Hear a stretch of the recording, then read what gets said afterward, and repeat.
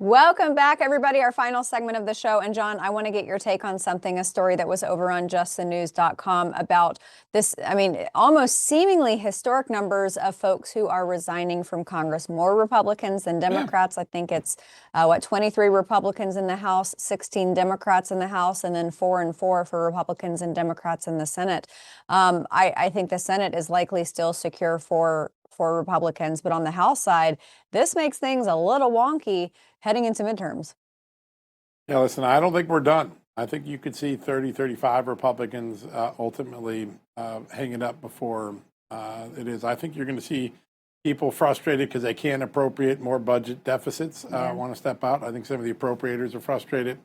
The American people were serious about what they wanted done, and they haven't seen enough of it from Congress. And I think the pressure from the president on Congress is beginning to make more and more people chafe, particularly those who want the status quo when that's not what the American public voted for. So I would not be surprised. Marjorie Taylor Greene falls into a different category, but it would not be surprising to me to see some of the more traditional Republicans bail out and tap out in the next month or two.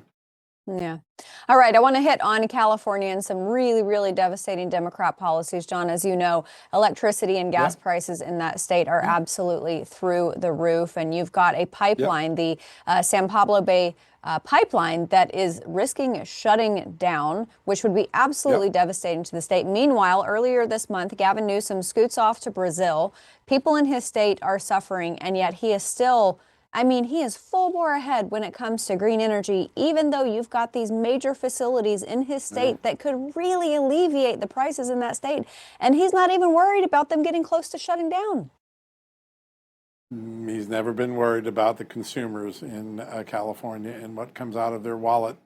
You pay, as you know, because you live in California, an enormous penalty for the policies that Newsom and his team and Democrats in California have imposed. And what they're so disconnected from is the dinner table. They don't understand that paying $5 gas or paying electric rates that go up 10% a year, 12% a year isn't affordable when you're in the working class or you're in the middle class, and they don't care. Their elitist view of the world allows them to just keep pursuing these policies regardless of their impact on everyday mom and pop. And meanwhile, they're fine letting China open up 20 new coal power plants a year, polluting more than we could ever save in our pollution fight. So it's not only full of hypocrisy, it's full of insensitivity. They don't care about the people they purport to represent. Yeah. All right, I want to move to a couple different China topics, one of which is this new Arctic discovery.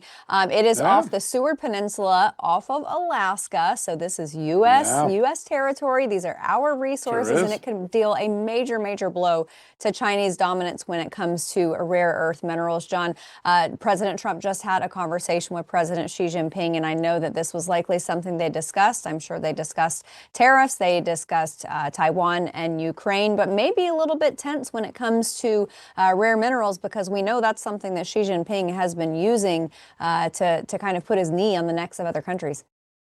Yeah, Xi has used rare minerals like Putin uses gas in Eastern Europe as a geopolitical weapon. And President Trump, in just a few short months, has freed America from that monopolization, first with the deals on the Asia trip, all of those places that opened up, and now with this find in Alaska, and also the mining reforms that Elise Zeldin's doing.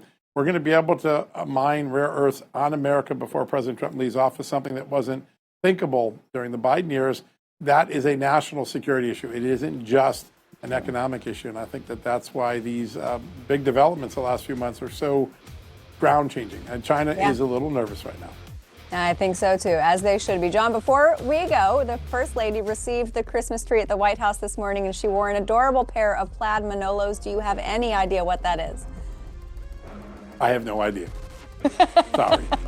That's what I thought. Culture challenge once again. All right, I'll send you a picture. All right, everybody, thanks so much for being here with us on this Monday.